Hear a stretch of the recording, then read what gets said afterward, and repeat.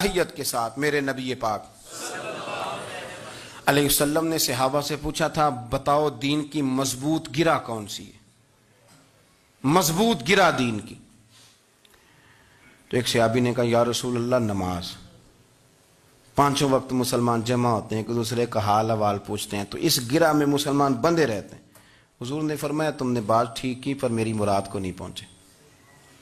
ایک صحابی نے عرض کی یا رسول اللہ صلی اللہ علیہ وسلم زکوٰۃ، امیر غریب کو زکوٰۃ دیتا ہے تو دونوں کا رشتہ مضبوط ہو جاتا ہے، تو یہ بہت بڑی گرہ ہے۔ تو حضور نے فرمایا بات تمہاری ٹھیک ہے پر تم میری مراد کو نہیں پہنچے۔ تو تیسرے نے عرض کی حضور حج، مختلف رنگوں کے، قبیلوں کے، نسلوں کے، علاقوں کے لوگ آتے ہیں، ایک ہی لباس پہنتے ہیں، ایک ہی بولی بولتے ہیں، لبیک اللہم لبیک، تو یہ بہت بڑی مضبوط گرہ ہے۔ تو نبی پاک صلی اللہ علیہ وسلم نے فرمایا بات تمہاری ٹھیک ہے پر تم میری مراد کو نہیں پہنچے۔ تو صحابہ نے عرض کی حضور پھر آپ ہی بتا دیں کہ اسلام کی مضبوط گرہ کون سی ہے جس میں مسلمان جڑ جائیں گے؟ تو نبی پاک نے فرمایا مضبوط گرہ محبت ہے، اللہ کی رضا کے لیے پیار کرو، لوگوں سے پیار کرو۔ کوئی بندہ پھر تمہیں تلخ بھی ملے گا نا تو تم چونکہ اس کے لیے نہیں کر رہے، اللہ کے لیے کر رہے ہو، تو پھر تمہارے لیے سہنا بھی آسان ہو جائے گا، دیکھنا اور پرکھنا بھی آسان ہو جائے گا۔ رضائے الہی کی خاطر لوگوں کا پیار، بخاری مسلم میں ہے، نبی پاک علیہ السلام نے فرمایا ایک شخص اپنی بستی سے چلا لمبے سفر پہ دوسری بستی جانے کے لیے، تو رستے میں فرشتہ ملا انسانی شکل میں۔ اس نے پوچھا کہاں جا رہے ہو؟ اس نے کہا اپنے بھائی سے ملنے جا رہا ہوں۔ فرشتہ پوچھنے لگا اس کا کوئی احسان ہے تمہارے اوپر، کوئی لین دین ہے؟ اس نے کہا نہیں۔ تو کہا پھر کیوں اتنا لمبا سفر کر رہے ہو؟ تو کہنے لگے یار میں اللہ کی رضا کے لیے اس سے پیار کرتا ہوں، اللہ کی رضا کے لیے تو اس لیے جا رہا ہوں۔ تو سنیں یہ بخاری مسلم کے لفظ ہیں، حضور فرماتے ہیں وہ فرشتہ کہنے لگا سن پھر میں انسان نہیں میں فرشتہ ہوں، اور مجھے رب کریم نے بھیجا ہے یہ کہنے کے لیے کہ اگر تم دونوں اللہ کی رضا کے لیے ایک دوسرے سے پیار کرتے ہو تو اللہ تم دونوں سے پیار فرماتا ہے۔ اب یہ محبت فروغ کیسے پائے گی؟ اس کے لیے ایک تو یہ کہ اپنے دل کو تھوڑا سا سمجھائیں۔ آپ ارادہ کر لیتے ہیں نا، جب ذہن بنا لیتے ہیں کہ میں نے کوئی خدمت کرنی ہے، ذہن بن گیا، تو پھر اس کے لیے 2-3 لاکھ روپے 4 لاکھ روپے لگانے کی ضرورت نہیں ہوتی۔ پھر بندہ سٹاپ پہ کھڑے ہوئے کسی بابا جی کو پوچھتا ہے کہاں جانا ہے، تو کہتے ہیں میں نے ذرا یہاں قریب ہی جانا ہے، رکشہ تلاش کر رہا ہوں۔ تو آپ کا ذہن بن گیا نا خدمت کرنے کا۔ تو موٹر سائیکل پہ بٹھایا تو گھر چھوڑا ہے، واپس آئے تو دل بڑا ٹھنڈا تھا۔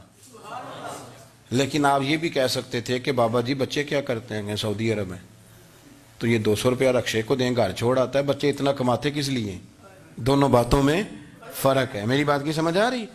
آپ اللہ کی رضا جب اپنا لیتے ہیں تو پھر کوئی کہانی جنم نہیں لیتی، لیکن جب یہ رنگ نہیں ہوتا پھر کہانیاں ہیں، پھر داستانیں ہیں، پھر بڑے بڑی باتیں، پھر بڑے بڑے لمبے لوگوں کے پاس پلاننگ ہے۔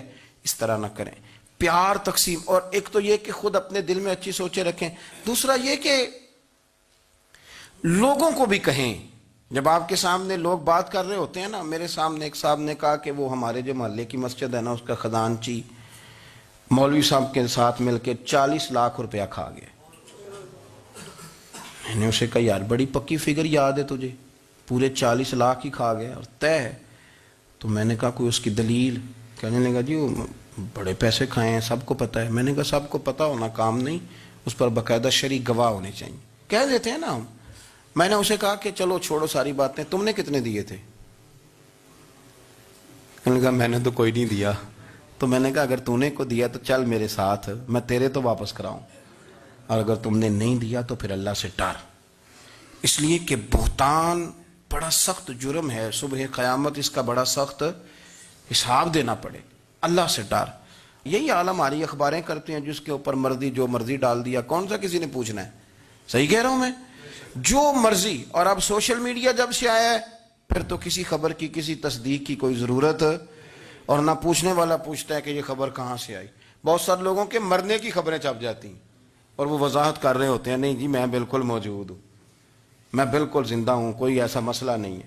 تو اچھا اس طرح جب کوئی بندہ کر رہا ہو تو پھر آپ کیا کریں؟ پھر اس کو سمجھائیں۔ میں نے بھی اس دوست سے گزارش کی، میں نے کہا آپ غلط ٹریک پہ چڑھے ہوئے ہیں، یہ طریقہ درست نہیں ہے۔ اگر آپ کے پاس پروف ثبوت ہے تو پھر بھی مجھے بتانے کی ضرورت نہیں تھی۔ آپ وہ پروف ثبوت لے جاتے اور خزانچی اور امام صاحب سے ملتے، کہتے جی 40 لاکھ روپیہ کدھر ہے آپ کے پاس؟ پیسے تھے وہ مسجد کے ہیں، اس کو آپ لائیں، فلاں جگہ استعمال کیے ہیں کہ نہیں؟ ان کے پاس جاتے، دائیں بائیں کہانیاں چھیڑنا تو آپ اپنے لیے گناہ اکٹھا کر رہے ہیں۔ نبی پاک صلی اللہ علیہ وسلم کی حدیث سن لیں اور اس کو ہمیشہ یاد رکھنا ہے آپ۔ حضور نے فرمایا اگر تو نے کسی شخص کی ایسی جگہ توہین کی جہاں اس کی عزت بنی ہوئی تھی، تو نے کسی کو ایسی جگہ رسوا کر دیا جہاں اس کی عزت، کسی نے آپ کے سامنے آ کے کسی آدمی کی تعریف کی تو نہیں تمہیں نہیں پتا، میں بتاتا ہوں۔ حضور فرمانے لگے اگر تم نے کسی شخص کی ایسی جگہ توہین کی جہاں اس کی عزت بنی ہوئی تھی تو رب بھی تمہیں اس جگہ رسوا کرے گا جہاں تمہاری عزت بنی ہوئی ہو۔ اللہ کی رضا کے لیے ایک تو خود پیار کریں، دوسرا لوگوں کو بھی سمجھائیں، قائل کریں کہ یار یہ انداز درست نہیں ہے، تجھے تحقیق نہیں پوری بات کی، تو تحقیق کر۔ دعا کرتا ہوں اللہ میرے ملک کو، میرے وطن کو، امت مسلمہ کو محبت، پیار اور خلوص کی توفیق عطا فرما۔ آخر دعوانا